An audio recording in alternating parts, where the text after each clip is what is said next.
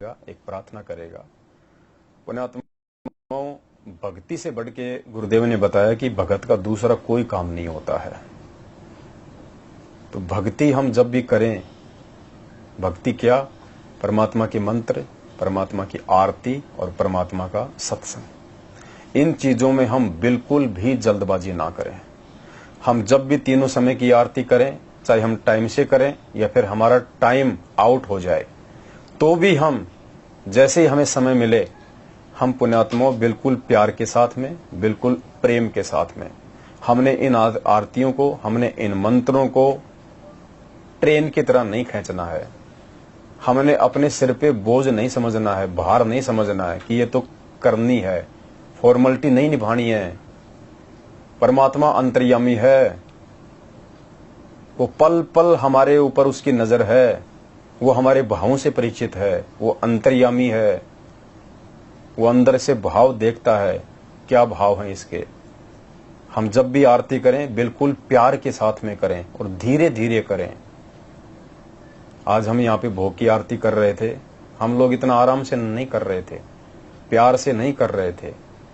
हमने फॉर्मेलिटी नहीं करनी, समय पास नहीं करना, ये नहीं सोचना कि चलो अब आए हैं, साथ संगति से जुड़ गए, भोग की आरती तो करनी पड़ेगी। उस भोग की आरती के करने का कोई फायदा नहीं मिलेगा यदि हम अपने सिर में दर्द समझ के या फिर एक प्रकार से बोरिंग समझ के अगर हम इन आरतियों को करेंगे तो इन आरतियों का कितना बड़ा प्रतिफल है ये हमें आज नहीं पता चलेगा, आज नहीं मालूम पड़ रहा हमारे को। एक मोबाइल से दूसरे मोबाइल में लाखों रुपया सेकंडों में भेज दिए जाते हैं, पैसा उड़ता हुआ दिखाई नहीं देता, लेकिन वो पहुंच गया। पहले बैंक में जाते थे 1 लाख रुपया लेके बैग में, ऐसा लगता था हाँ 1 लाख रुपया बैंक में जमा करा के आ गया। और आज ये सूक्ष्म तरीके से टेक्नोलॉजी के माध्यम से, फोन पे के माध्यम से, गूगल पे के माध्यम से, पेटीएम के माध्यम से, बैंकों का सारा काम आजकल इन मोबाइलों में हो गया। आप लाखों रुपया किसी के भी अकाउंट में 2 मिनट में ट्रांसफर कर सकते हो। ये सूक्ष्म, तो इसी प्रकार ये भक्ति है जो परमात्मा ने हमारे को दी है।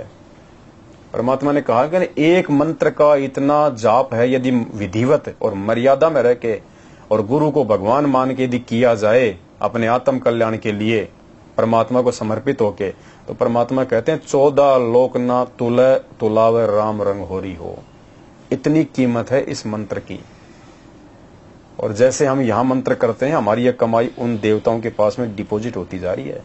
परमात्मा ने हमारा भक्ति का अकाउंट खोल रखा है, ऑटोमेटिक ये कमाई हमारी वहां जमा हो रही है।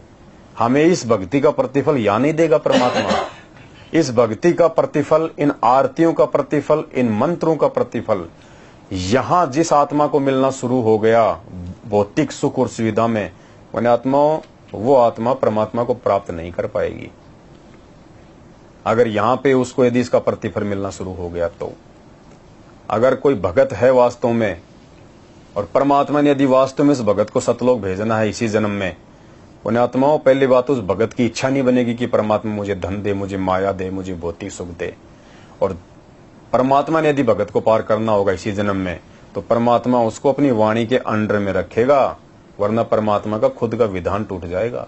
साईं इतना दीजिए जिसमें कुटुंब समाव, हम भी भूखे ना रहें, अतिथि न भूखा जाए। परमात्मा हमारे को मीठा मीठा दुख और दर्द दे के रखेगा। हमारे को पैसों में परमात्मा गर्क नहीं करेगा। मालिक कहते हैं, सुख के माथे पत्थर पड़े जो नाम हृदय से जाए, बलिहारी उस दुख के ऊपर जो पल पल नाम रटाए।